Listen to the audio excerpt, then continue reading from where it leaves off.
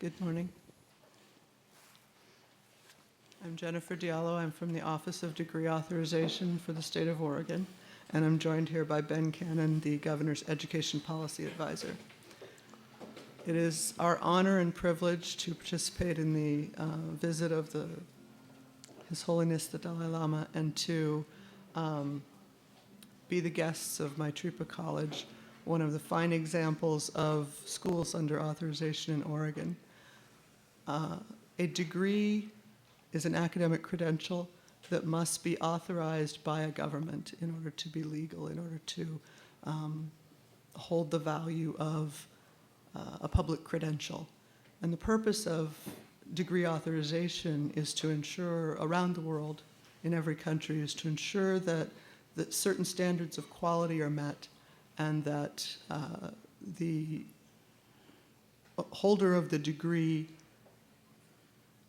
has value for the holder of that degree and for those who the person represents themselves as a degree holder. And these standards throughout the history of higher education have been provided by governments around the world and allow one to cross state lines, to cross country lines by presenting a degree as this public credential.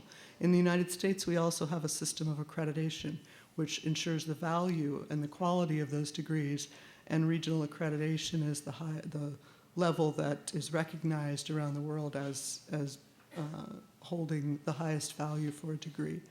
In Oregon, we have a unique situation in that because we provide the opportunity for colleges to begin to offer degrees before they have regional accreditation by providing evaluation services. We have fine examples like Maitripa that are able to flourish and grow into regionally accredited institutions. And we are very proud to have a school of this high quality here. Thank you for the honor of being here today and participating with you in the commencement of your students and the welcome of His Holiness the Dalai Lama. I'm very grateful.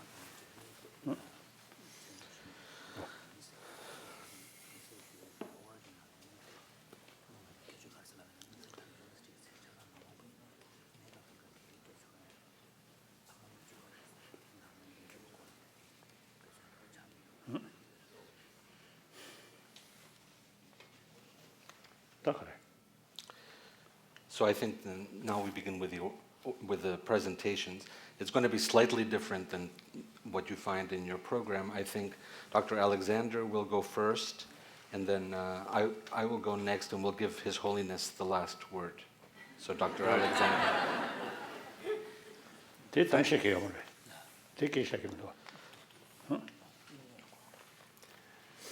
Thank you very much. It is a true honor to be here today. 4.5 years ago, I thought I knew how the brain, the mind, consciousness all work. I had spent more than 20 years in neurosurgery, and although I really didn't know how to begin describing how consciousness might emerge from the physical brain, I thought someday we would uncover all that through our scientific methods of studying the brain. And then one morning I was thrust deep into coma for 7 days, and in fact had a profound experience in that coma when I should have had no experience whatsoever based on our current understanding of conventional neuroscience in the brain and neocortex, the part that makes us human, because I had a very severe and rare bacterial meningitis and had a profound and wonderful journey in which I'd forgotten all of my earthly memories from before coma and went into multiple realms that I describe in my book, Proof of Heaven. And when I came back, I was blessed with, for one thing, realizing that I had had such a profound journey and in the setting where all my memories from my life were still erased. And those memories came back over about 6 weeks. During that time, I was very busy writing down and recording my journey in coma. And I go into detail about the logic of it all in my book, but working with many colleagues in neuroscience, trying to explain my journey, it became very clear that in fact, when the mind, consciousness, is freed from the limitations of the physical brain and the human mind on this side of the veil, our consciousness is much richer, our awareness much grander. And that was shown to me very clearly in my journey. And try as I did to explain it as a phenomenon based in the brain, as a sick phenomenon of the dying brain, what I came to realize is no, it's a very natural aspect of our true existence. And in fact, I would say that part of my lessons from this journey, which have to do with knowing that our consciousness, soul, or spirit is enriched when it is freed from the physical brain, is that we are eternal souls. And the only way to make sense of it in trying to understand everything that I know about science, brain, mind, consciousness, and the nature of reality, it was also clear that our souls come back again and again. That in fact, reincarnation was the only way to make sense of so many aspects of my journey, and also of seeing that all-powerful, all-loving source at the core, and reconciling that infinite power and infinite love with some of the tragedies and hardships and hurdles in the physical realm. I came to see all of those hardships as gifts, as beautiful opportunities for growth of our soul, and to see that in fact through these many incarnations our souls do grow tremendously towards that oneness. And in fact I came to see as a scientist that the hard problem of consciousness, which is probably the most unknowable question in all of human thinking, and that is that no one on earth can give the first sentence about how the physical brain might give rise to consciousness.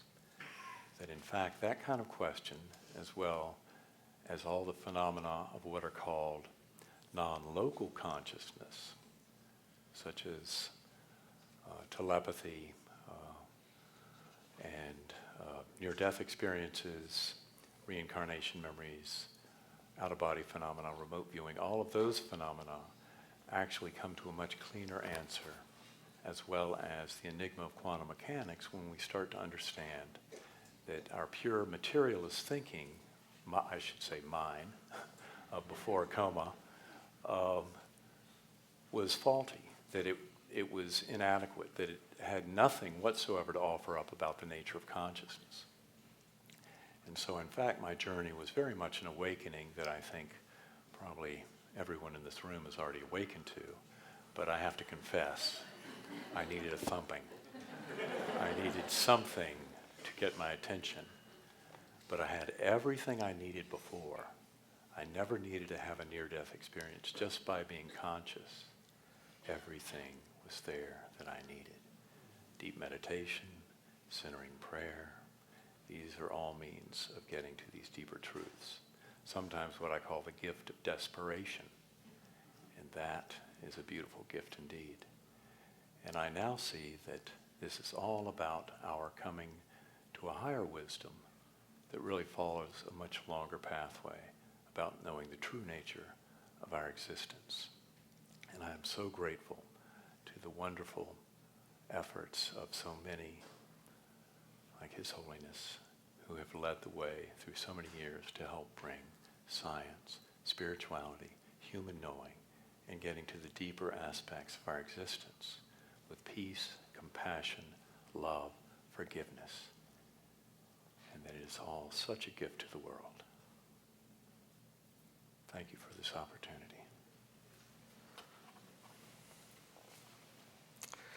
So I've been given the task of speaking a little bit about reincarnation from an academic point of view, and my field is as a student of religion. So I'm going to talk about the doctrine of rebirth and its manifestation, mostly in India, but I should begin by saying that the notion of rebirth is found in many different cultures. So from the Celtic religion to certain sects of Islam to even Kabbalistic Judaism, all of these traditions have some notion of rebirth or reincarnation.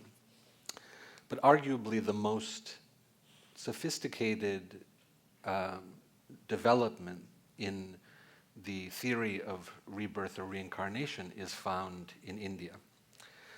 So I thought I would maybe really deal with this just in 2 points. One is a little bit about the history, and one is the other point being about philosophy.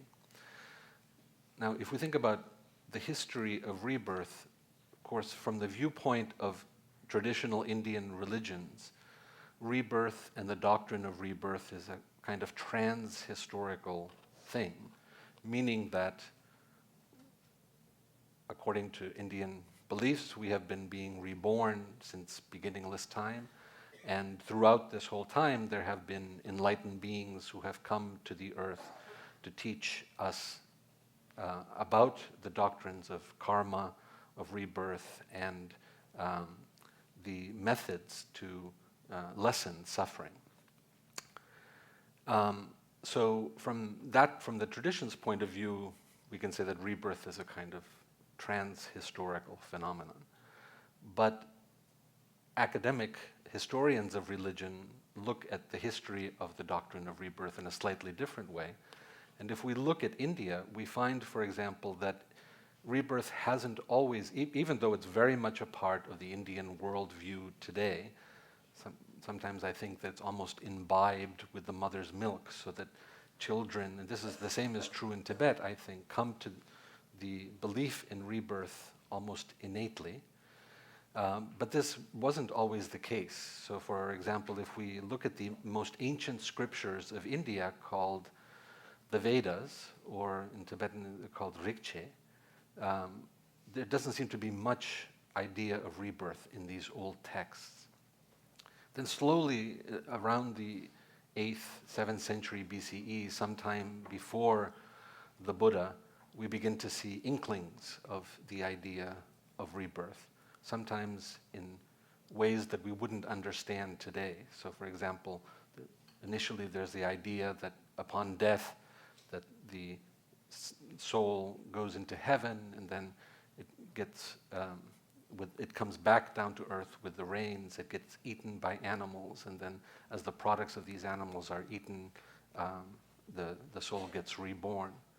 But eventually we find something very much like the notion of rebirth that we find in Buddhism and in other Indian religions.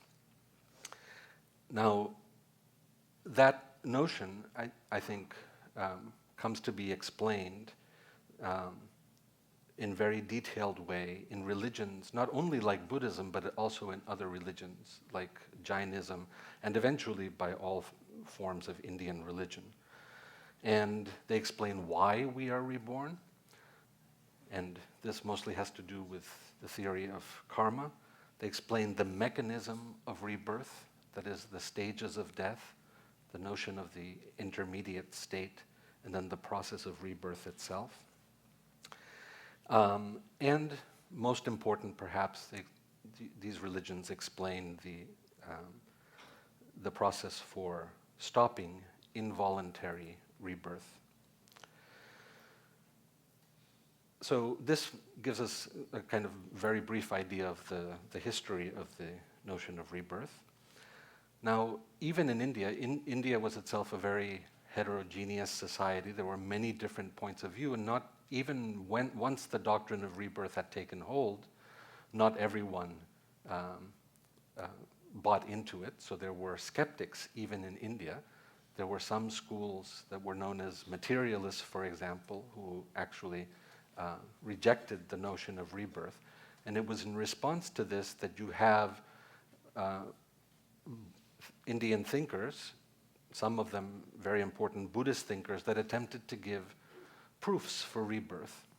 And it seems to me that those proofs can be roughly divided into two kinds: proofs based on reasoning and proofs based on experience. So the proofs based on reasoning are found in texts like the text of Dharmakirti, where he sets out he's really responding to people like the Indian materialists who do not believe in rebirth, and he tries to give good reasons for why we should accept that there is such a thing as rebirth.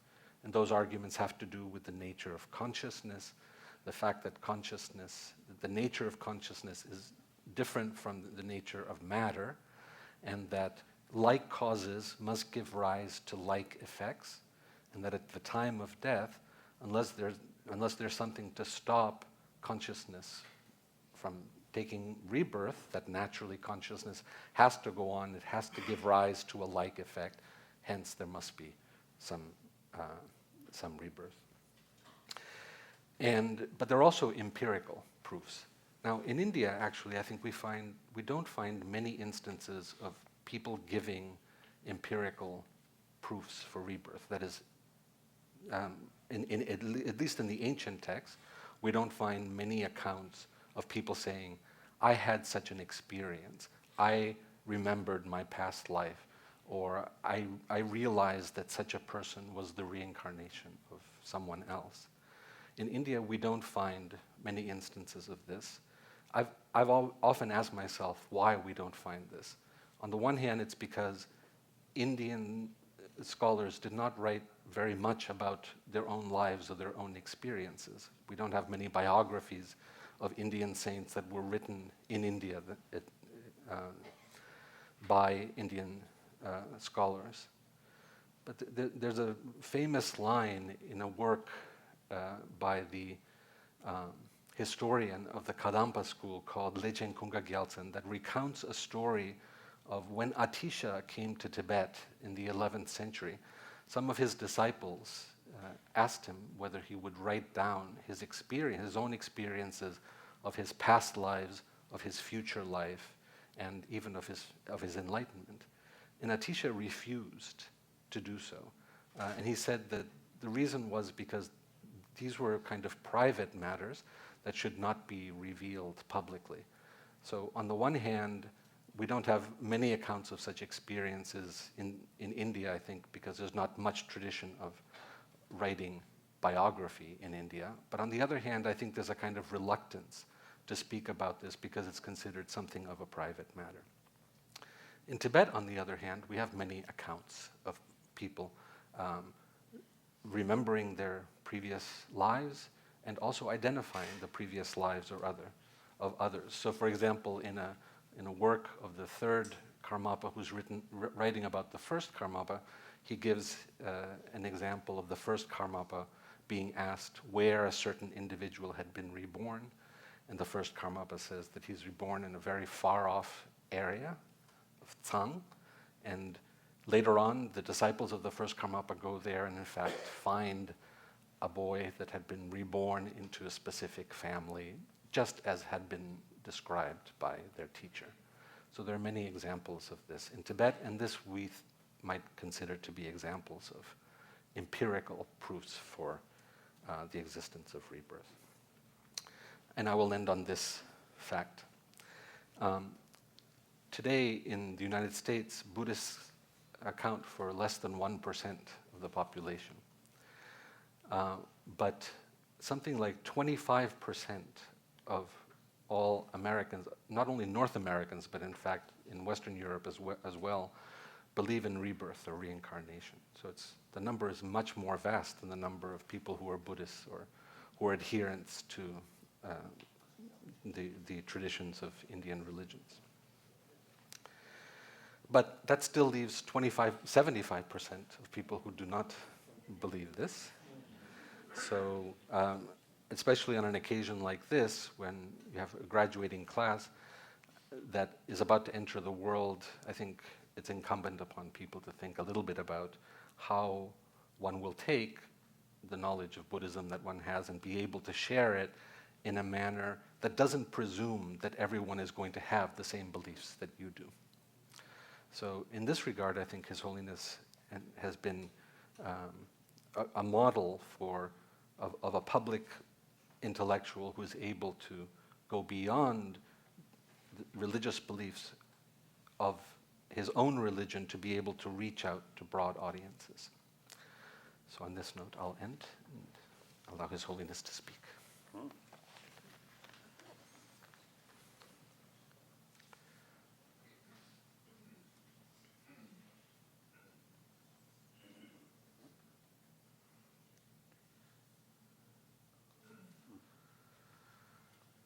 You mentioned Judaism and also some Islam. Islam, yes. So rebirth, that means you see the future, next life, not previous life. Maybe This the future real life. created Right. by God. Right. So no previous life. I think that's true. Yes. Oh, okay. Yeah. So then, of course, you see, after death, you see, we simply waiting final judgment in the coffin. At least, you see, perhaps I think a few centuries rest.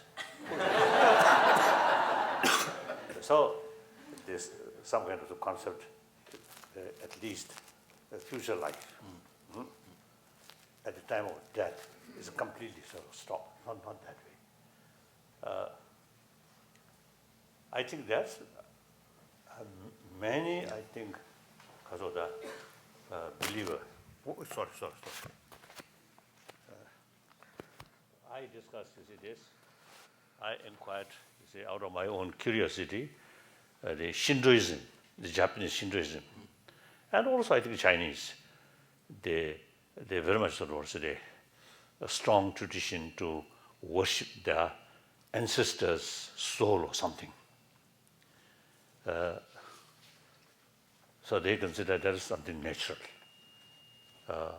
After death, there's some kind of things still remain. And then according to Shinto, then after death, we, because of the release all these pains and the suffering. So whether you should make attempt or not, after death, we reach some kind of nirvana. So that's very easy, very good. Without any effort, it's simply wait to death. And then we go to that kind of state.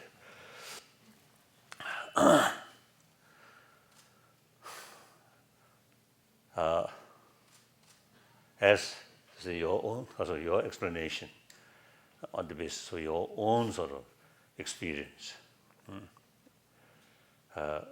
Quite sort of amazing.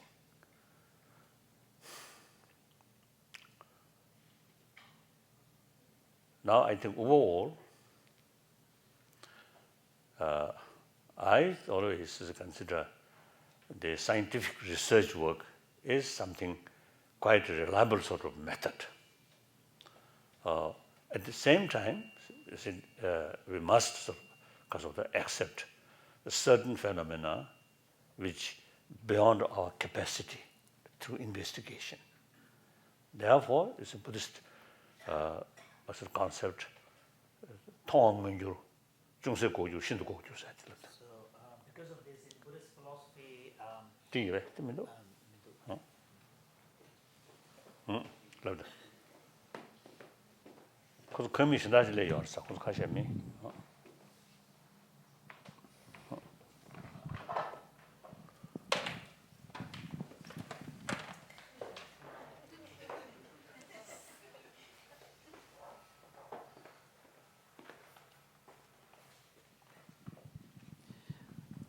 because of this, in Buddhist philosophy, we find distinctions made within the category of phenomena as phenomena which belong to Buddhist thought.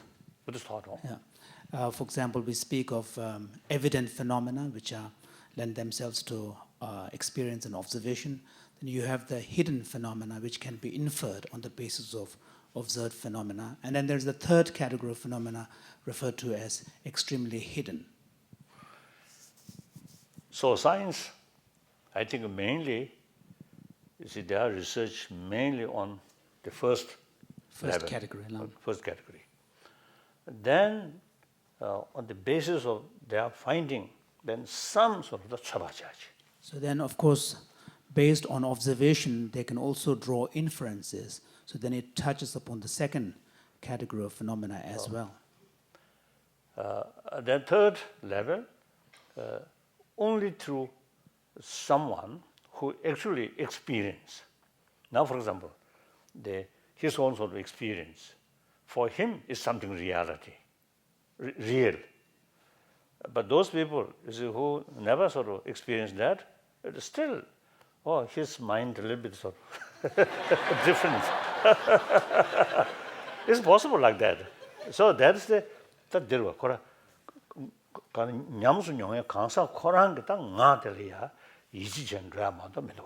So when we touch upon the third category of phenomena, which is really extremely hidden and obscure, then for the time being, for the other people, there is no real access, direct or inferential. So the only method that is left is to really rely on the testimony of the first person experience of the person himself or herself. And for that also, you see, we must investigate. Through investigation, we must get sure that person is truly reliable, and his experience is something, because of not just illusion of these things.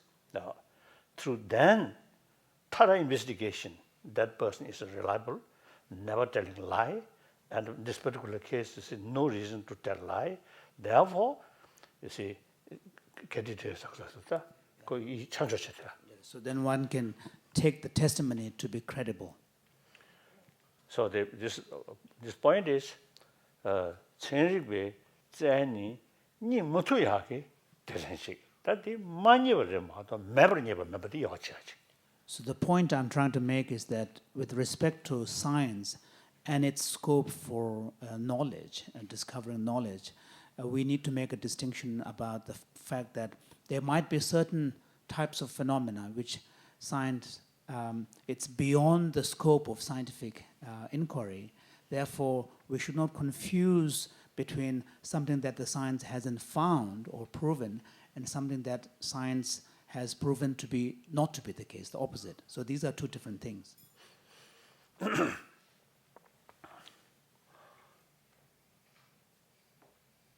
Among the scientists, as far as I notice, the later part of 20th century, there the knowledge or field they carry of research about the brain.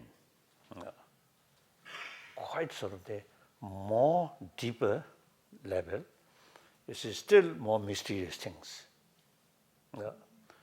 And then also the medical science, medical science. Also now they realize mental state is very, very important factor for our physical health.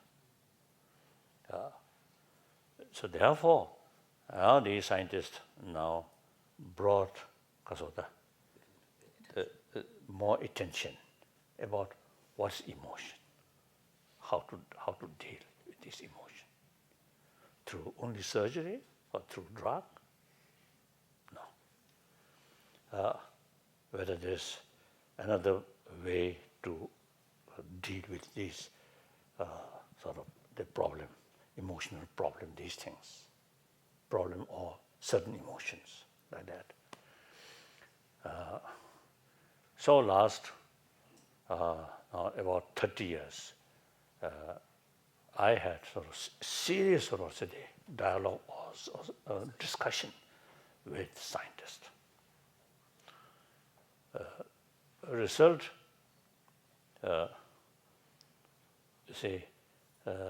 now, last 30 years, among the scientists, I think interest about information about emotion, which mentioned in now so far mainly Buddhist literature, their interest very much sort of increased.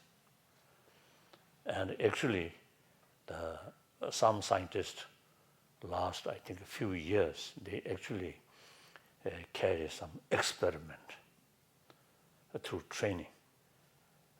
They found concrete sort of the result. So I think you mentioned, I think that maybe is relevant here.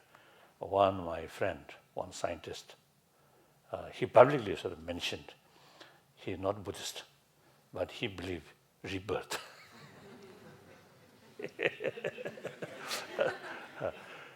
So the interest, you see, so therefore, you see, the last 30 years, we Buddhists, although literature mentioned about particles, but see, in this field, it is extremely useful to learn from scientific sort of findings. Extremely sort of helpful, very helpful. So now our sort of combination, the traditional or let's say traditional sort of knowledge about our mind, emotion, and that I usually call science of mind, not considered as a part of Buddhism. Buddhism is for individual matter. Now knowledge or science of mind is universal. So then also in some extent, Buddhist concept, the gap the reality and appearances. many are mistake, you see, develop because of we very much based on appearances without knowing the reality. So the gap, reality and appearances always source of problem. So therefore, it is in order to develop realistic approach, we must know the reality. So firstly, we must accept there is gap. I think every field. So such things, I think truth, concept of truth, very relevant now here. So these, again, Buddhist certain concept, and then momentarily changing, impermanent. That also, you see, the sources of these concepts is from Buddhist literature, but not necessarily consider these topics are Buddhist sort of practice. So, last a few years, I suggested, now out of 300 volumes, Genjur and Tenjur, Tenjur Yue, Nisha. So, about 300 volumes.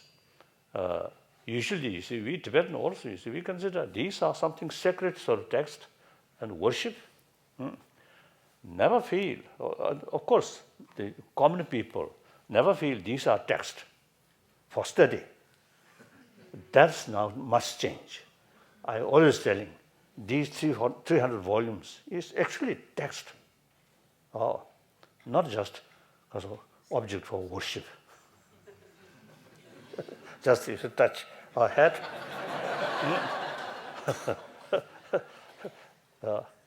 So that's, I think, clear sign of backwardness, really.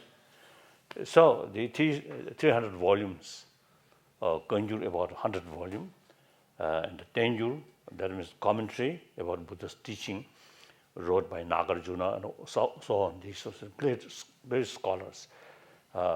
These are about 200 volumes. So the content, these 300 volumes, we can divide 3 parts.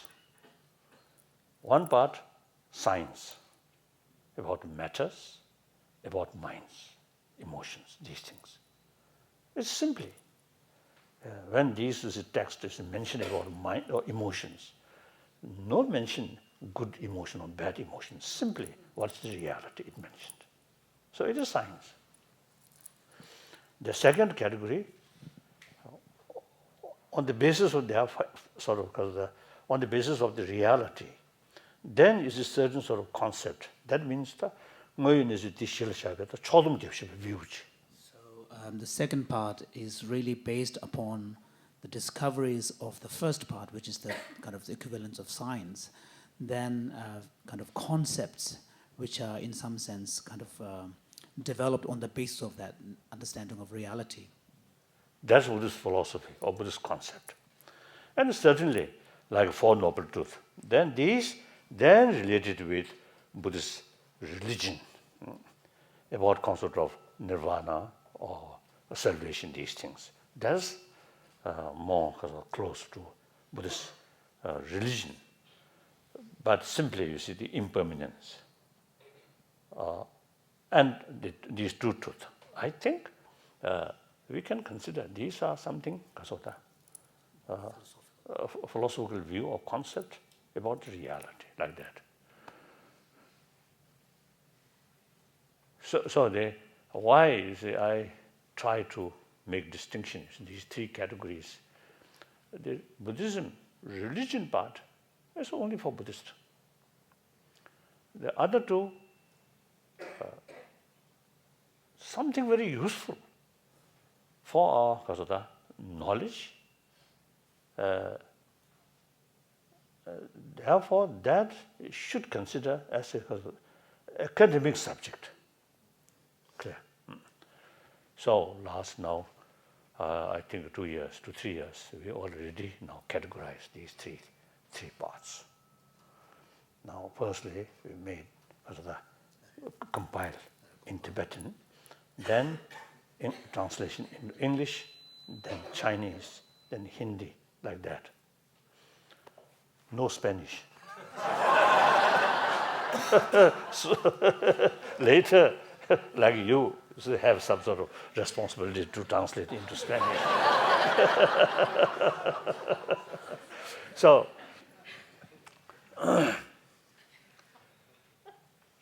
so now, another sort of the reason why is I sort of thinking seriously these things is ultimate source of problem. Individual sort of unhappy, sort of disturbed mind, and problem within the family, problem within the society, and ultimately problem among humanity, global level. Ultimately, these problems start from here. No one deliberately tried to create a problem, but ignorance. We become slave of destructive emotion. Usually, we consider this destructive emotion is part of our mind. It is quite natural. Due to lack of knowledge, realize some emotions are destructive. And there is, among the sort of emotion, there's always two categories. One emotion, like anger, and the sort of counter, opposite force, always there. That's loving kindness. So once we realize, once we know within the emotion, contradictory emotions, then in order to reduce destructive emotions such as anger, try to find the opposite sort of emotion, then pay more attention about that, the strength, gain strength about this positive emotion, such as loving kindness, then automatically the anger, hatred, the intensity reduce. So whether we can eliminate these negative emotions, that is something related with religions. But this is not related with not relevant in general public. But general public, you see, we can, through training our mind, we can reduce these emotions which disturb our life. So in order to do that, we must have some knowledge about what I usually call map of emotion, map of mind. Then you see better sort of knowledge, the system of this emotion. Then much easier to deal with this destructive emotion. So we are trying, you see, to produce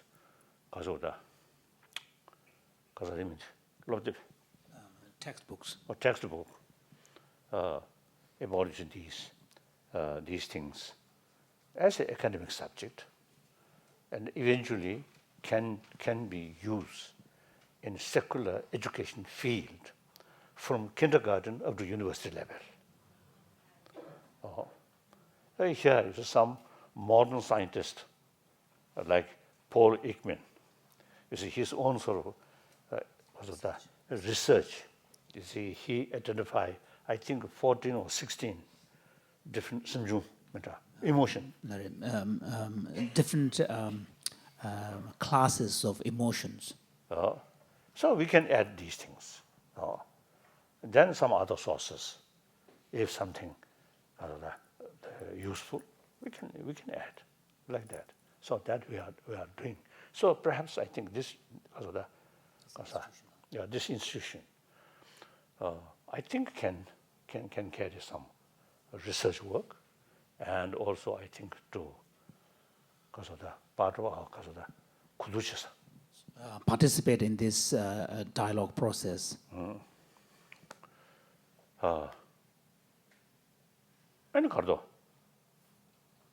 What else? So now about mind, I think you briefly mentioned. Firstly, any phenomena which sort of obvious changing there, or there must be a nature of changing momentarily. Some change within a year, that change must take place every month. Change within month must take place every day. The change within day must, the momentarily must changing, so say, within hours or minutes or second. So sort of Buddhist logician used to conclude any phenomena which depend on causes must be momentarily changing. Then another thing, this impermanence. Now another thing, phenomena sometimes happen, sometimes disappear. That means even on the 지대거법 되겐기 가사 효측 루드에 김정아 시기와 채도 왔어. 수상한테 집어보 요리했어. 정도 맞죠. 체제를 자산가 그거 요리했어. 다디 견전등에 차네 견제도 거 있는데 가서 그게 다도 당연시人民 人가를 샤스. 人가 인도잖아요. 코 주비아디 견시로 뛰고도 왔어. His Holiness is referring to the classical debates between the theists of the Indian tradition on the one side and non-theists such as the Buddhist tradition on the other, on the question of the understanding the origination of the universe and phenomena. So one of the main premises that is put forward by the theist side is that the world is finite, therefore there must be a creator. And the Buddhist argument is that the world comes into being at a time and then disappears out of existence. So it's never eternal, and because of that, it indicates being subject to condition. There must be a cause or a condition. Now among the phenomena, the same nature momentarily changing. One, matters. One, consciousness. Mental consciousness. Of course, I usually is mentioning, of course, maybe a little bit silly. I think one deeper, I think the Ningji Jesse the level di kudu di monroshik doa. Oh, jiko ngam kongdose ngamra ki chebe kudu le di kolu di kuju jegares. Ningji shushum ki kudu le such dagaran kuju jegas doa. The neuroscientists tell us that when someone experiences compassion, the motor regions of the brain also becomes active. But these motor regions also become active when you have strong emotions like anger as well. When I heard that, so I just expressed, then that part of our brain is so foolish. Mental level, big difference. Compassion is really full of strength, confidence. You see, think more concerned about their other sort of well-being. So unless you have some kind of self-confidence and willpower, you cannot think that way. Then anger, sadness is simply centered in the self-centered attitude. So there, usually anger comes when you feel some threat. That means you feel weak. So anger comes as indifferent. So Mental level, big differences. Compassion, full of strength. Anger, weak. But the brain didn't make a distinction. One. Then, a little bit so silly, I usually telling people or expressing. When we get some very, very sort of sad sort of experience, tear come, isn't it? And when we are overjoyous, also sometimes tear come. And laughing, also tear come. If you see our sort of nerve system is quite clever, and then they cause emotional level too much sort of joyfulness, then tear must come right eye. Sadness, then tear come from here. Then that shows some sort of ability to make a distinction. So the physical reaction is a certain sort of emotion. It seems to be very rough, very rough. So the explanation or find out the nature of consciousness based on neuron or brain, that the tragic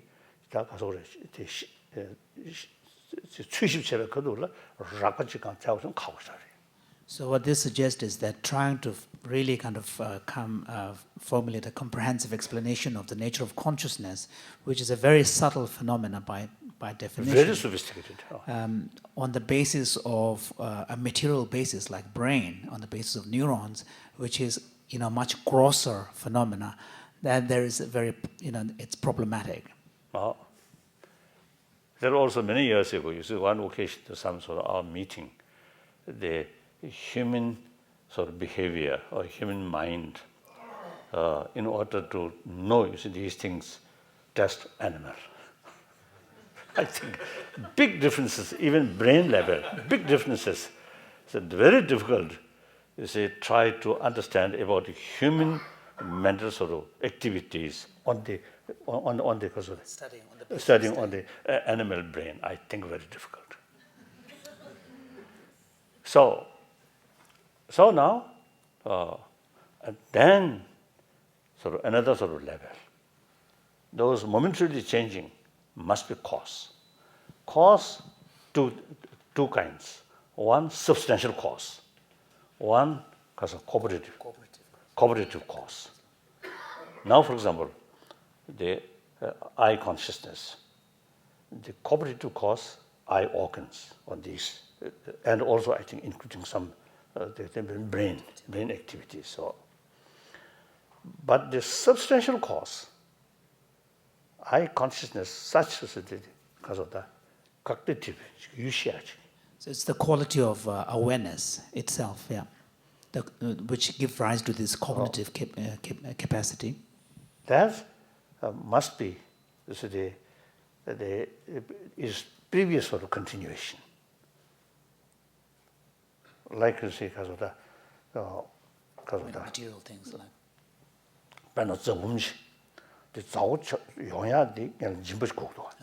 For example, just in the case of creating a clay pot, the substantial cause, the material cause of that clay pot is the clay from which it's made, the stuff from which it is made.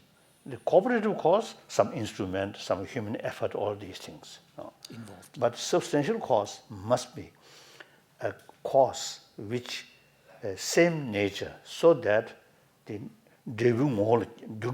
So the substantial cause refers to the cause that actually turns into the effect, which is the stuff that is the effect is made from. So consciousness is the substantial cause must be same nature consciousness. So at the time of sort of conception, the consciousness must be must come from previous consciousness. Of course, then you see obviously different body, different basis, more subtle way. And then consciousness also, you see, the very grosser level, like eye consciousness, very grosser level. Where awakened state, consciousness, very sort of very grosser. And then dream state, another level, deeper level. Then deep sleep, another level.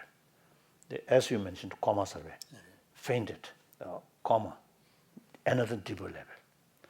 Then deepest at the time of death. So now last, I think 5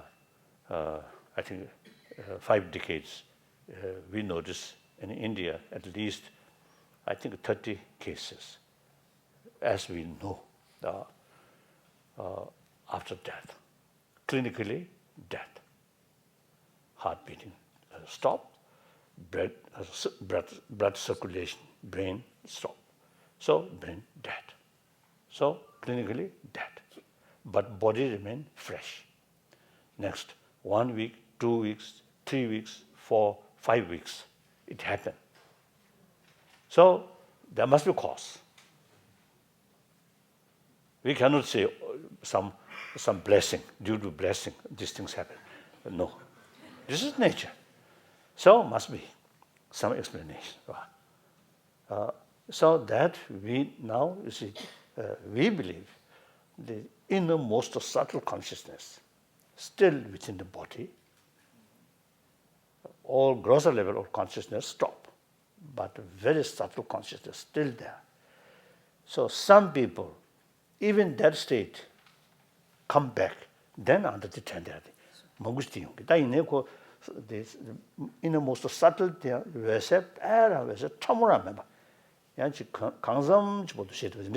So those who remain in that state, even within that stage, there might be different degrees of subtlety. Which we would call clear light state. So, forget now. So there are many different levels of consciousness or mind. So now here, I want to share with you, through training, some my friend, I think last 30, 40 years of training. So they can sort of concentrate, they can state certain deeper level of consciousness, 3 hours, 4 hours. Some cases, even breathing, because of the weaken.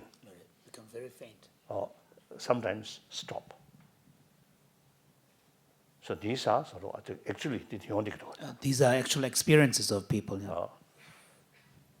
So unless we accept consciousness or continuation of consciousness, you see many mysterious things we cannot sort of explain. So 2 phenomena, external phenomena and internal phenomena, that's consciousness. Consciousness, it's like matter is a grosser level, subtle level, very subtle level. Similarly, consciousness also grosser level, more subtle, very, very subtle level. Or then recently, I also used to ask one, and previously also I asked, the pame kuja kyamebani dubayina ningsan chö chögrbestu chögorsto. I ask scientists that, for example, if the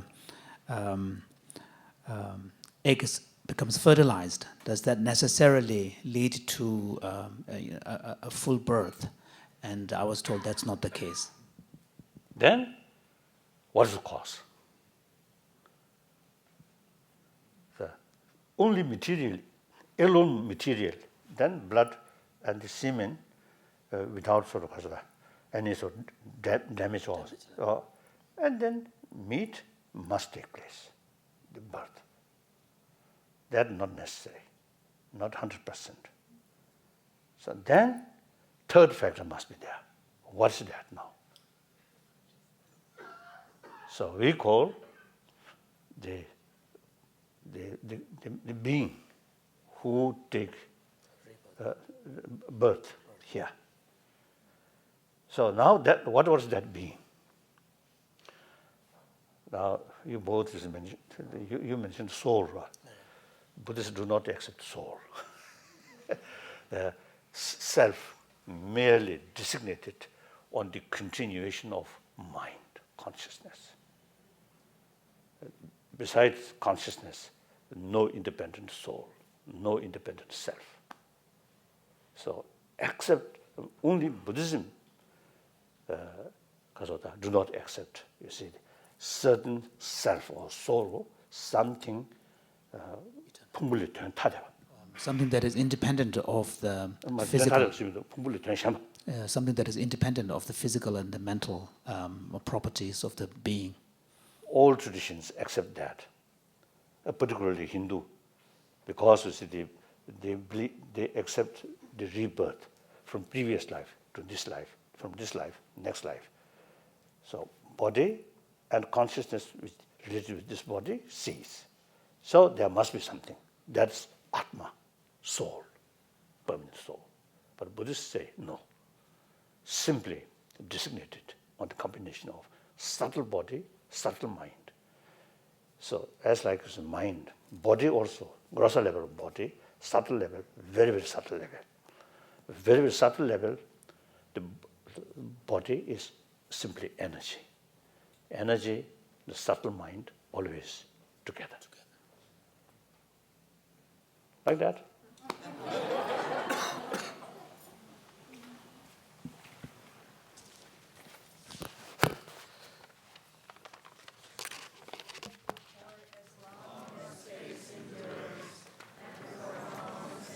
Beings remain, so that may your Holiness the 14th Dalai Lama, Tenzin Gyatso, abide to dispel the misery of the world.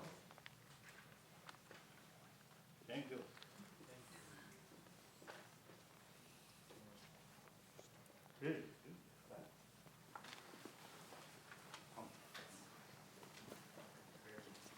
So usually,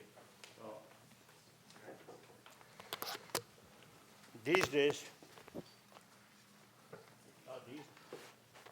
days, I sort of expressing all the Get as close as possible.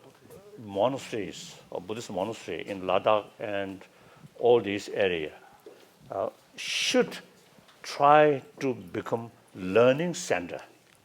So in eventually, people heard monastery should get the sort of feeling, oh, this is a learning center.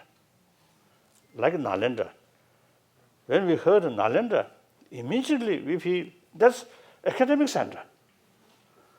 Not carrying puja day and night and with some kind of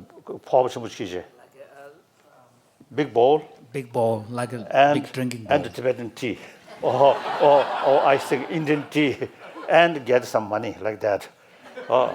That I think should change. So all these, actually, as I mentioned earlier, the 300 volumes, these are text. So these monasteries should be learning center where these texts teach. So now here you already start using this material, but actually, because of Maitripa College. The Dujin Maitripa way. The Garden Tower. Kaina. Oh, I see. Oh, some mysterious things now here.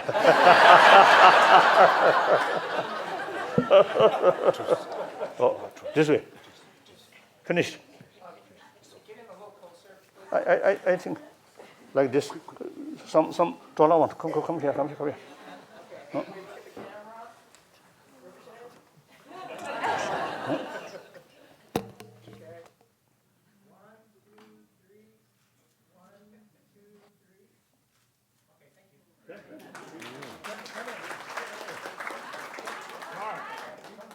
Come here. I stand here and take one picture.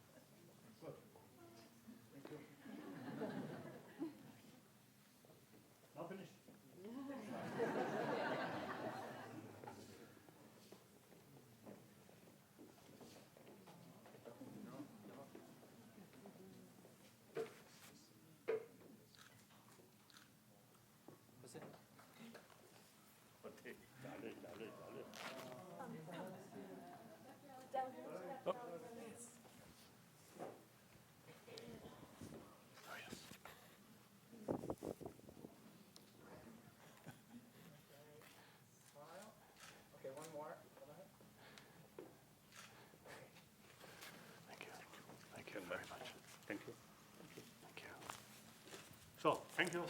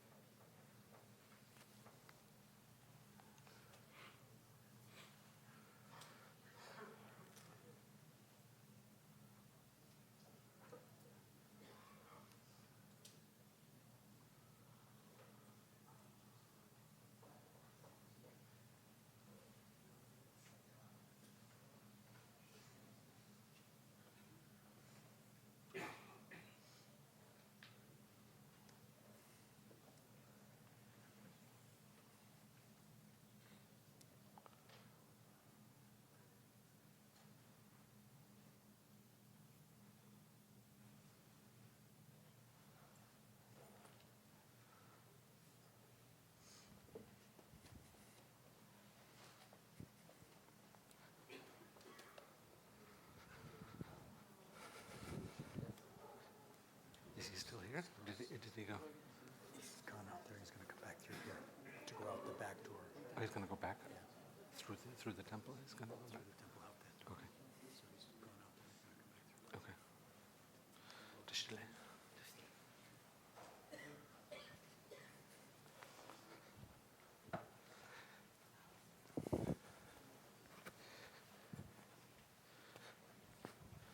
So apparently, His Holiness is going to be coming back through in a minute. He's outside, right? He's going to be coming back through, and then after that, then we'll proceed with the graduation.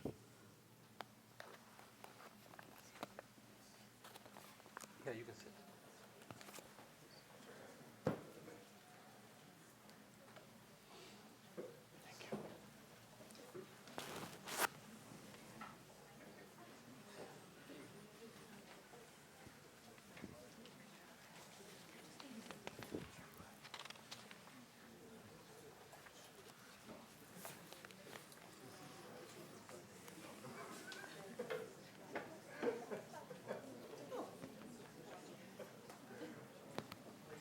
Yep, but you should, right.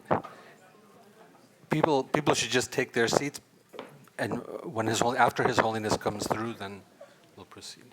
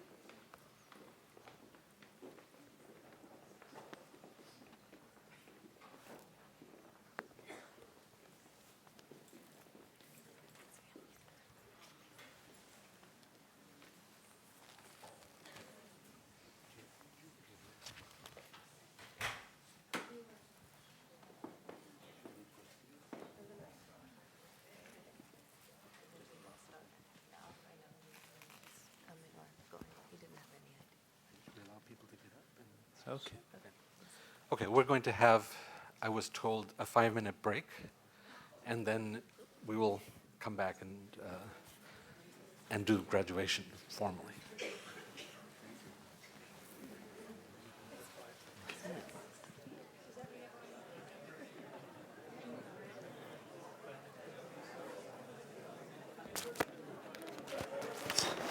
Right?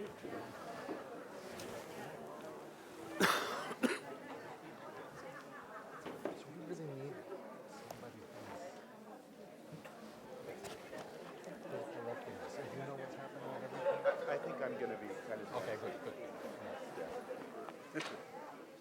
And I don't know that I want to do anything. It's kind of moot to. I mean, I'll say something very short. Right. I think I saw you on Quite possible. Yeah.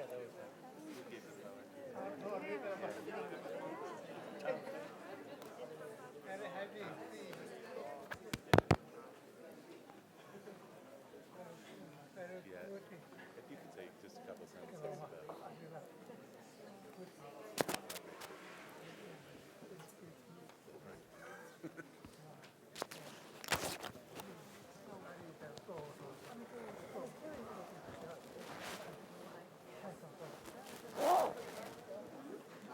Go ahead.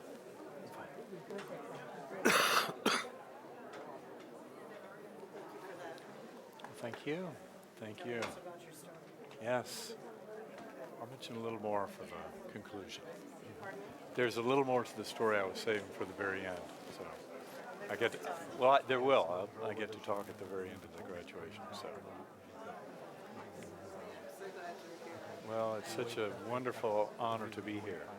It's a real treat. Well, thank you. Thank you. Yeah, it's all about awakening. So, yeah. Well, I think it's all about convergence, science, spirituality, kind of knowing of consciousness, the oneness. I mean, this is all coming together now for a reason.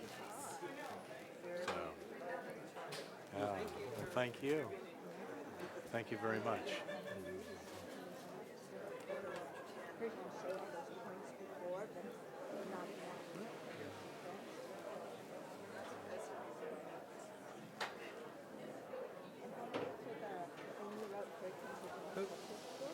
Oh, yeah. Good. Did you come down just today, or have you been here? Were you here No, I yesterday? just arrived late last night. On the East Coast. Switched the ticket. Was able to come. I don't know how much I'll be able to attend that. So I got your advertisement for the summer program. Well, thank you. It's a real honor to be here. A real honor. So I'm just very pleased to be able to offer anything that helps. Yeah, it'd be nice to do it. It's right now I'm the partner chair, so but this is my last one. Your last was department Yes, chair. partner chair. Okay. You're not retired. I'm not retired, Okay. but I'm retiring from that aspect of retirement. Things will get easier for me. And I, Have you been teaching on the East Coast? Have you been doing yeah, I was at the Uh-huh. Which is where? North Carolina. Yeah, it's at the PMT Center in Raleigh. Very nice. Just to feel like Thursday. No, I did. Probably in the It's the first thing to check. Nope, thank you. Very simple.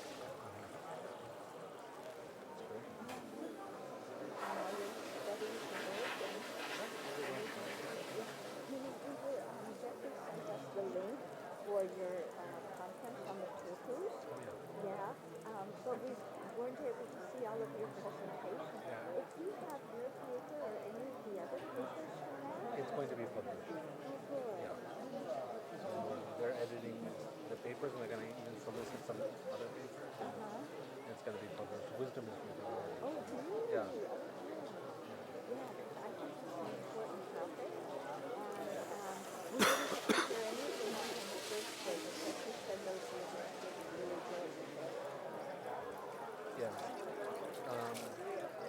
guess there were problems with the audio or something like that. Yeah. Yeah, there were. We couldn't. Well, we didn't even know about the first. Oh, I we didn't. We knew on the second one, but we heard that there was a problem with the audio. Also, when we were listening. But I think they're moving fairly quickly, so it shouldn't be too long until the volume. I heard it just many years ago. Some guy did his PhD interviewing a number of different teachers, writing up about their life. And I think it was women or something. I also heard something like that.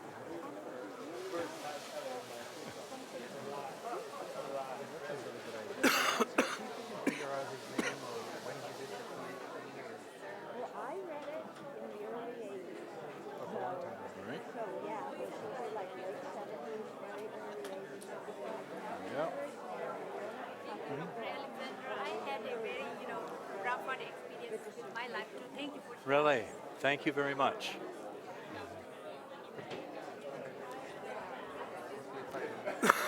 You don't remember what university it was? It's gone. Did you get there? Hey. Are you still on? I turn it off. I got some pictures. You got what? I got pictures. Good. Excellent. I got one at the end when you were standing Western next to us. That's Yeah. that was the best one. At least one, Elijah. I Oh. was sending them to a couple people, not Marla. I don't trust No, her. no, no, I wouldn't trust her. It was She'll not be. just Western teachers, it was still Oh yeah, very. Oh, They are the same one. What? No, there it's was got to be another there. one. I know. I saw the other one. It's there. Yeah, I saw it. Okay, so let me get out. There's you. Uh-huh.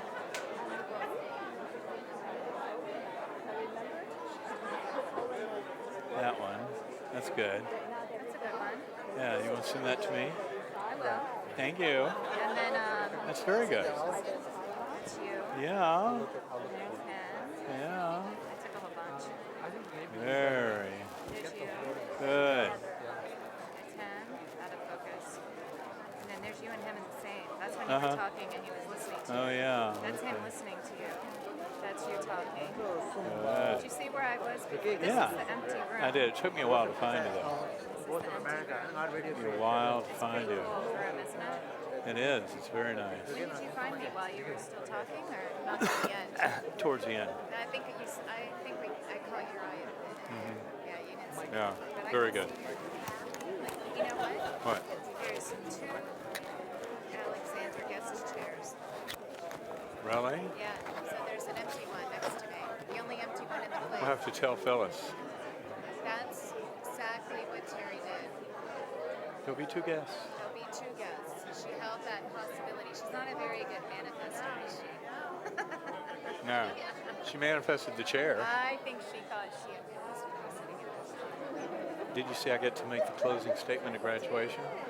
Now, they just asked you yesterday if you were going to stay, Yeah. and yet this was It's a good probably thing I'm printed staying. ahead of time. Yeah, good thing I'm staying. Yeah. Don't you think? Those chairs are highly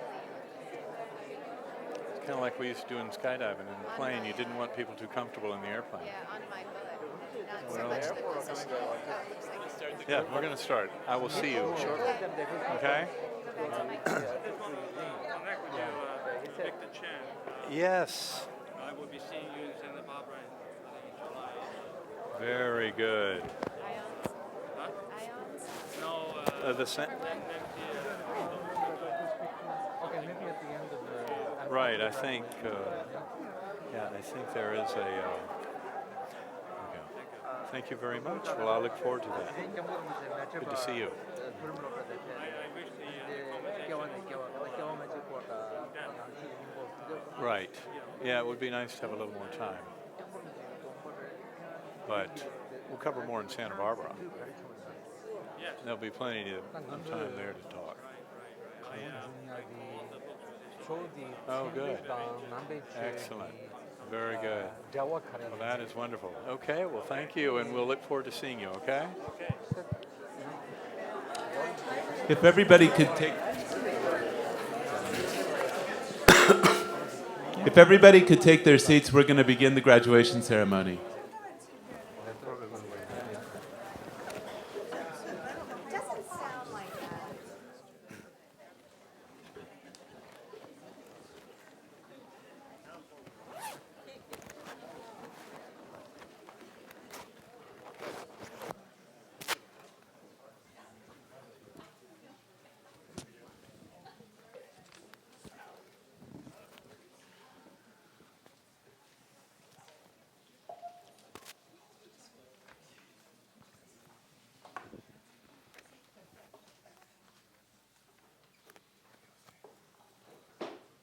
sec.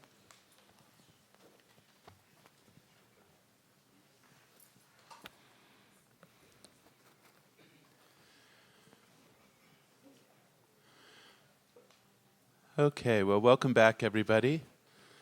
That was pretty incredible.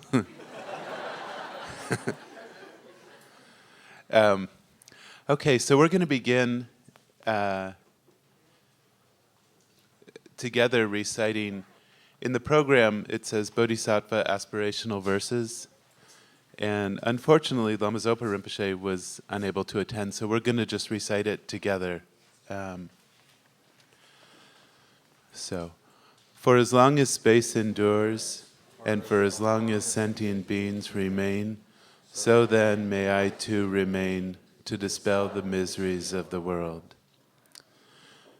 Okay, and Professor Kabazan, who's the 14th Dalai Lama Chair in Tibetan Buddhist Studies at UC Santa Barbara, is going to say just a few words about Buddhist studies in the West. If I use this mic, can you hear me, or is it better if I use this one? Maybe better, yeah? Yeah. So this whole conference is a little bit of a hard act to follow. But it occurs to me that really this is the future of Buddhism in the West, right? I mean, the institutions like Maitripa Institute and the inroads that it's making into bringing Buddhist practice into the daily lives of so many people. And especially, you know, I mean, what I've always found so profound about the vision of Maitripa is this idea of integrating three things together. The study, on the one hand, the importance of study, and His Holiness made reference to this in his remarks today, that the scriptures, and in fact, when His Holiness was leaving, he looked at the tag of one of the scriptures, which I took to be symbolic of the fact that it's not enough, and he said so explicitly, it's not enough simply to have these as objects of worship, but that it's really necessary to engage in the study of the great textual traditions of India and Tibet. And this is very much a part of the curriculum at Maitripa. So that's the first part, the leg of study. And then there's a leg of meditation. So simply studying these things and gaining intellectual knowledge is not sufficient. They have to somehow be integrated into one's daily life. And the way to do this is through meditation. So this is the second aspect, the aspect of practice or meditation. And the third really comes out of the Mahayana or Bodhisattva ideal that is the heritage of the Tibetan tradition. And that's doing this, always being motivated by wanting to be of benefit to others, to work for the welfare of others. So when these three things are integrated, study, meditation, and working for the welfare of others, then you have, it seems to me, a complete education. So the graduates who are finishing this year, I think, can be assured of the fact that they come from a long tradition in which this has been practiced, and beginning with the great monasteries of India to the great monasteries of Tibet, and now being found in Buddhist universities like this one in the United States. So my congratulations to the graduates of this year, and my continued prayers for the welfare of Maitripa and its great vision. Thank you. Thank you, Jose. Okay, so we're going to move on to the presentation of diplomas, and that will be with Jose and myself. I'm Jim Blumenthal. I'm one of the professors here at Maitripa, and also Jennifer Diallo, who's the director of the Oregon Office of Degree Authorization, who you met earlier as well. So Jennifer is going to read the names. I will read a few comments about them, about each individual, from their students. And then Jose will give them their diplomas, which are forthcoming.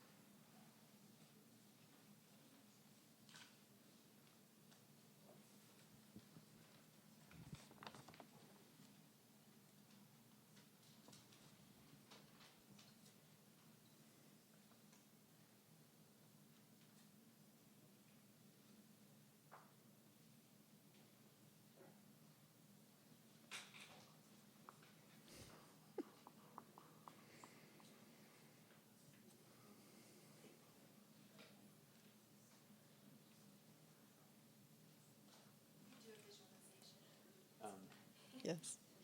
Okay. Shall we? I guess we will symbolically hand out degrees. Oh, they're coming. Okay. Okay.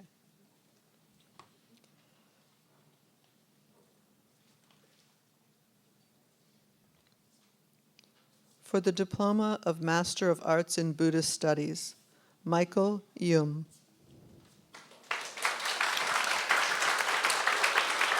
Okay. So,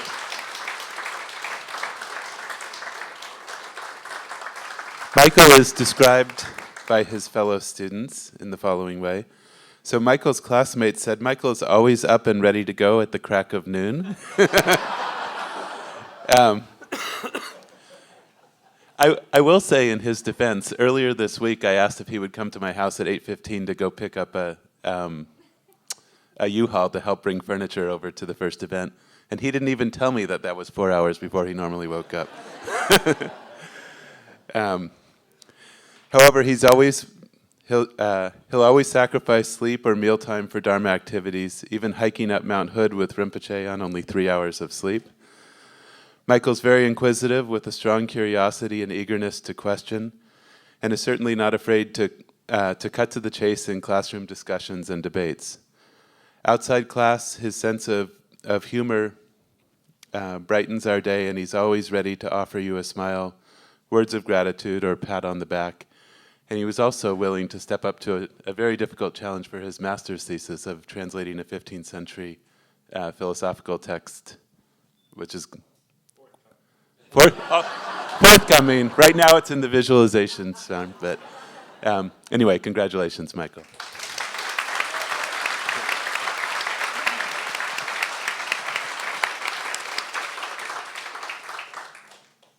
For the Master of Arts in Buddhist Studies, Manju Magar.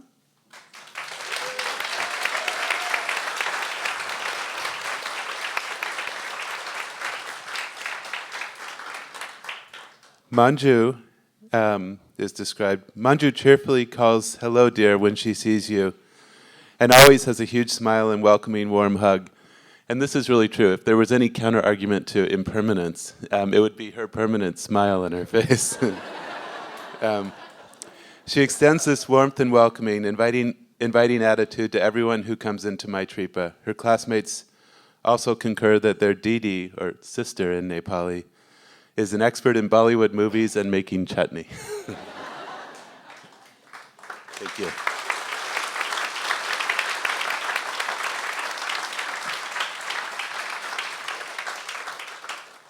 For the Master of Arts in Buddhist Studies, Michael Sobel.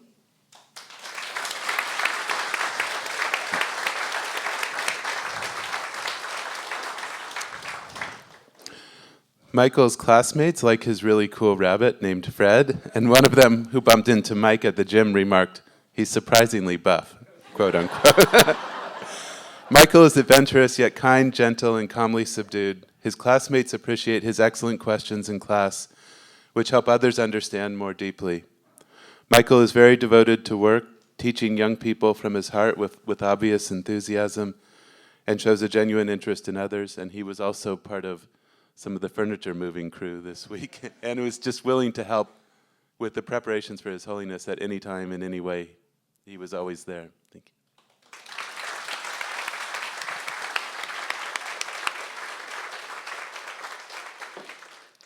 For the Diploma of Master of Divinity, Paula Dovoluk.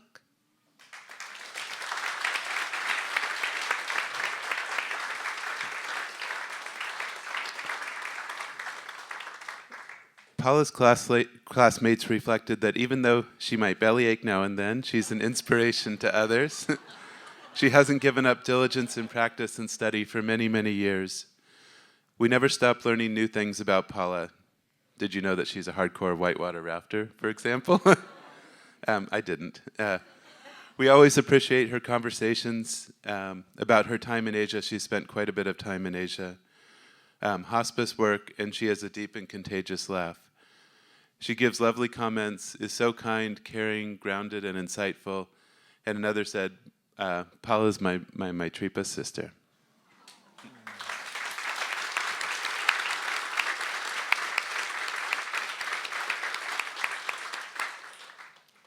For the Master of Divinity, Elena Goodrich.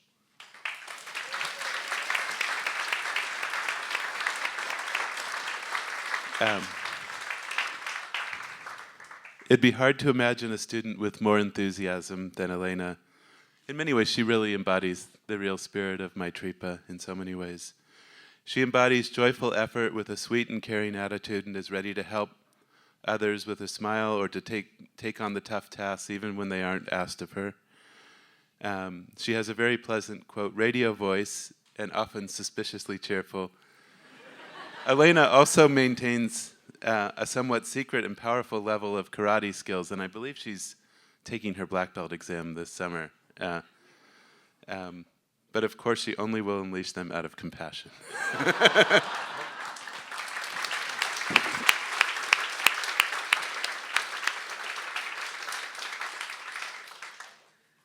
For the Master of Divinity, Deborah Anu Savel.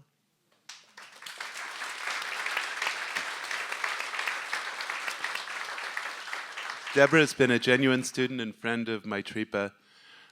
I would also add she's incredibly dedicated. She's been commuting from Eugene twice a week for 3 years now in effort for this degree. She's ready with insightful questions and has brought support and camaraderie during her time at Maitripa. She keeps a simple, adorable picture of her boyfriend on her computer. Quite possibly. Now we all know.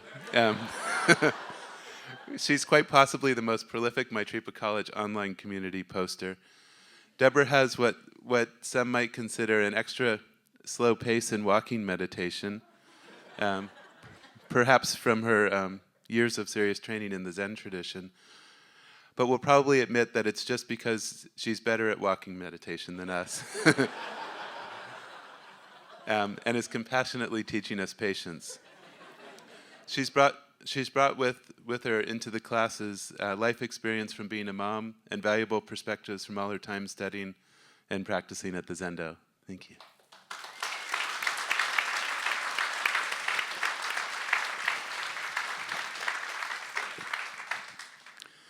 And those, along with His Holiness, who I'm not sure if you noticed, Rinpoche just at the end gave His Holiness an honorary degree, so they're all graduates in the year 2013 class with His Holiness the Dalai Lama here. So the graduates can all turn their tassels from the right to the left side.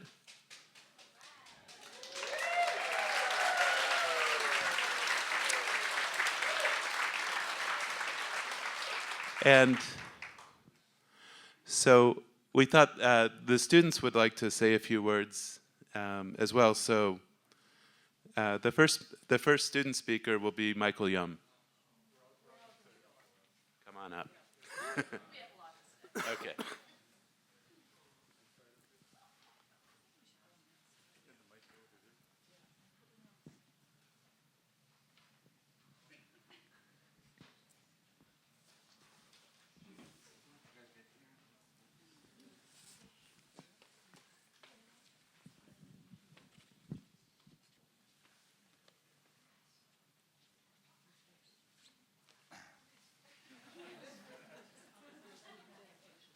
I'm just going to take it in for a minute.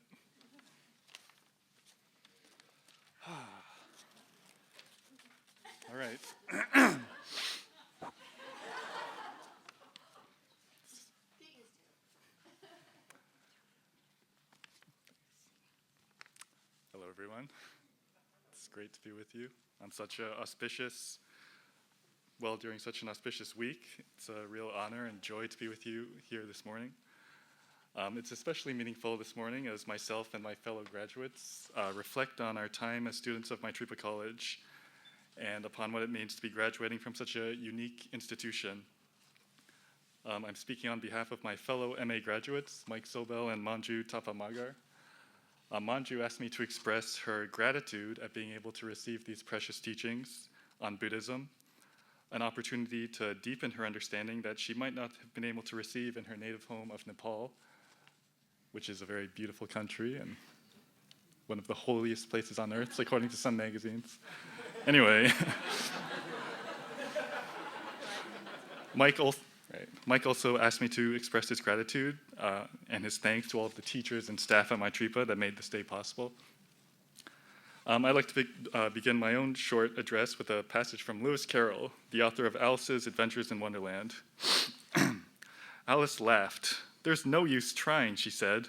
"One can't believe impossible things." "I dare say you haven't had much practice," said the Queen. "When I was your age, I always did it for half an hour a day.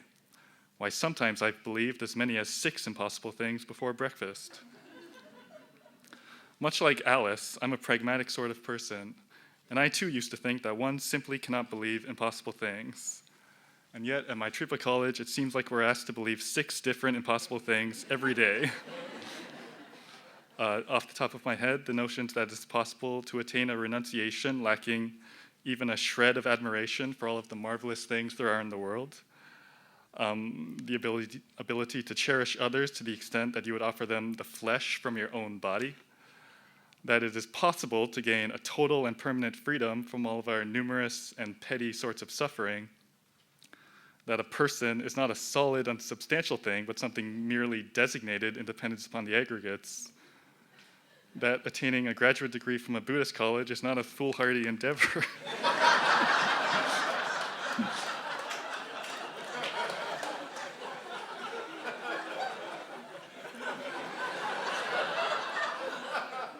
And ultimately, that it is possible to attain complete enlightenment and cognize in a single moment all objects of knowledge in the universe, emanate trillions of bodies in trillions of worlds for the benefit of trillions of sentient beings, and to do all of this spontaneously without even breaking a sweat.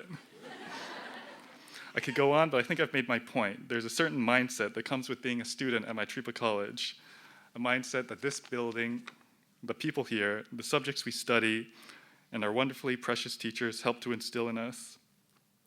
What kind of mindset is it? It is a mind that recognizes that yes, the world is full of problems, and yes, the end goal at times seems impossibly distant, and yes, I am utterly and entirely riddled with flaws and afflictions, and yes, practicing the Dharma is always difficult, and yet, I can do this.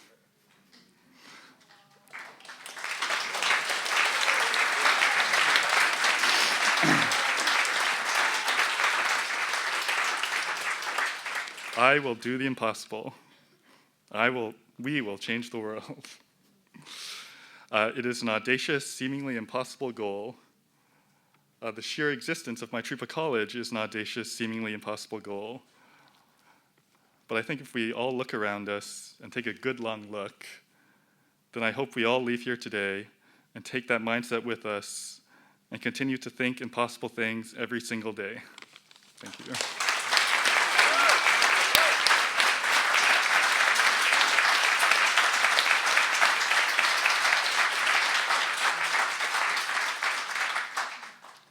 Thank you all so much for being here to celebrate this special moment with us. The 6 of us feel incredibly fortunate to be graduating during this exciting time. We would like to share a few minutes to rejoice together. At this occasion, we're of course celebrating our graduation from the amazing institution that is Maitripa College. Yet in truth, each and every one of us in this Jokong has innumerable reasons to rejoice, especially as we witness His Holiness the Dalai Lama's presence here in Portland. So I'd like to offer just a few words. To begin, rejoicing in the enlightenment of Buddha Shakyamuni and rejoicing in the practice, scholarship, and realizations of Buddhist masters over the past 2,500 years, rejoicing in His Holiness the Dalai Lama's immeasurable good qualities, and rejoicing in the skillful means by which he shares his simple yet infinitely profound messages about wisdom and compassion with the world. Rejoicing in Lama Zopa Rinpoche's heartfelt determination to share Dharma with Western students, and rejoicing in all of the sentient beings who benefit as a result of his dedication and all of the work that is done under this roof. And rejoicing in Yangtze Rinpoche's great bodhicitta and in his wise leadership, and rejoicing in his decision to teach in the West and begin Maitripa College, which will empower so many to go out into the world and create positive change. Rejoicing in Maitripa's faculty and staff, in all of the time and energy that they offer with their pure hearts.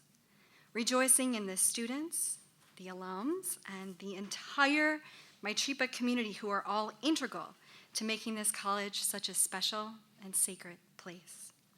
And finally, as graduates, rejoicing in the many hours of hard work and dedication that we have invested in the pillars of scholarship, meditation, and service. Contained in this rejoicing is immense gratitude for all of the causes and conditions that have brought us here to this moment. We graduates would especially like to thank Yangtze Rinpoche and the entire faculty and staff of Maitripa College. Your extraordinary good qualities have shined extra bright during these past months' preparations for His Holiness's visit. And throughout our entire time here at Maitripa, we have witnessed how your love and support create this space for all of us. Our sincerest gratitude for everything that you do. So with this, I'd like to pass the microphone over to Mike Sobel. We have a few gifts that we'd like to bestow.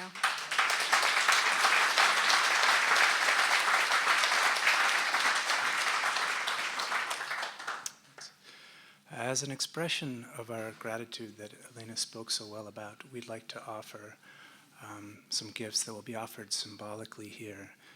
Paula is offering a gift for His Holiness, in honor of His Holiness the Dalai Lama, to the Dalai Lama Trust for the welfare and well-being of the Tibetan people and the preservation of this tradition that we treasure so much. Manju will offer symbolically a gift to Lama Zopa Rinpoche to the Animal Liberation Fund to help free animals from suffering.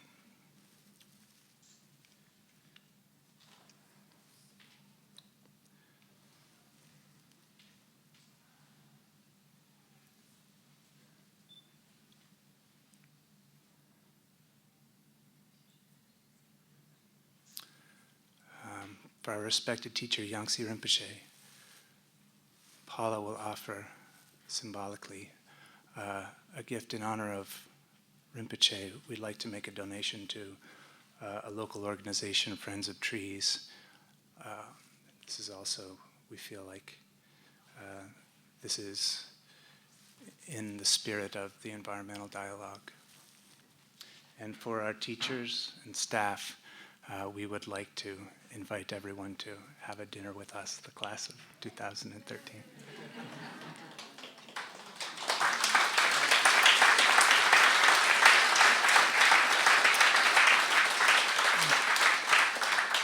I'd like to turn the microphone over to Deborah for a dedication. Thank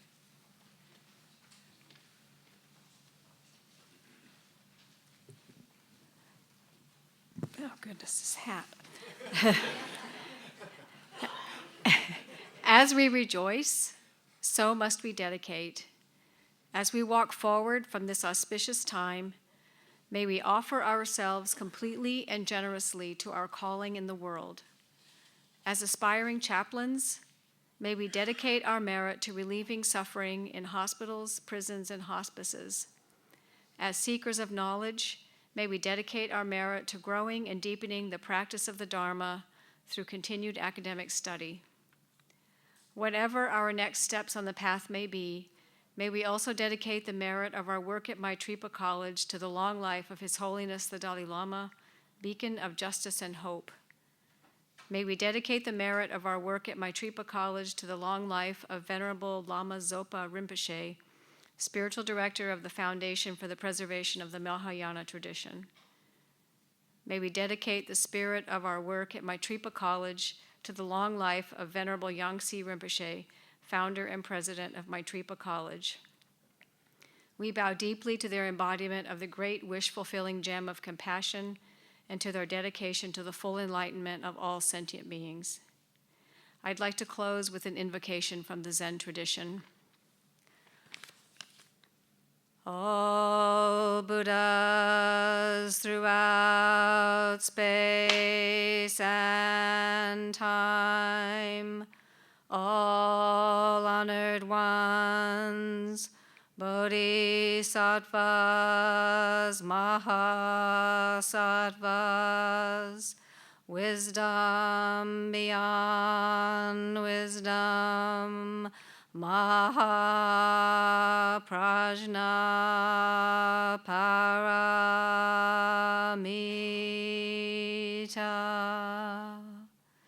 Thank you.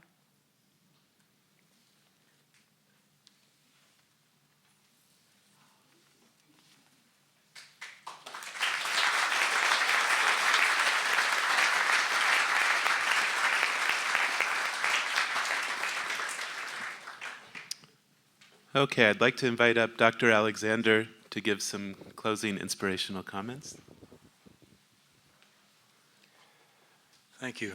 Thank you very much. It's a true honor to be here. I can tell you since my journey of 4.5 years ago, deep in coma, I've had basically a vertical learning curve. And a lot of it has been just a miraculous gift.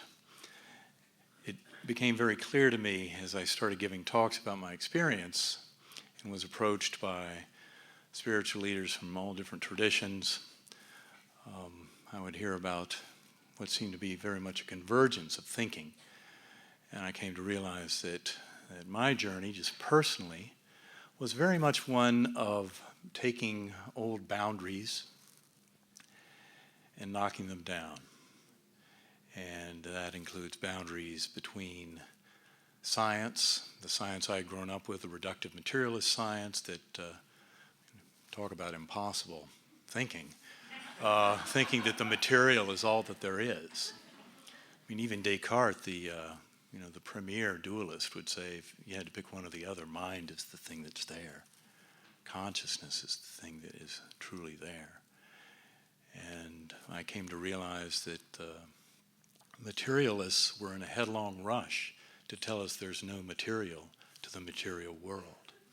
And that was a great and wonderful revelation. But the thing that does exist is our consciousness. And it's eternal. Lessons learned in this incarnation are not wasted at all. And all of this has been just a miraculous gift. And I must say that coming here and sharing in this beautiful ceremony of graduation, to me it points out a very clear juncture in the destiny of mankind, because I really had to step way back when my materialist paradigm was knocked over and look really at least a 3,000-year arc of human history and realize that 20th century of pure scientific materialism was a very necessary step. But that was kindergarten. And now it's time to move to the next level. And I think the graduates who have taken the time to learn what you have learned about consciousness and about eternity of soul and about our reason for being here, you're doing it at a very, very good time for this world. Thank you very much.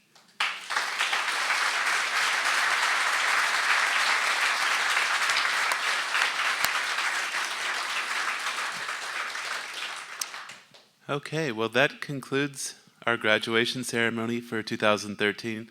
Congratulations again to the 6 graduates here today.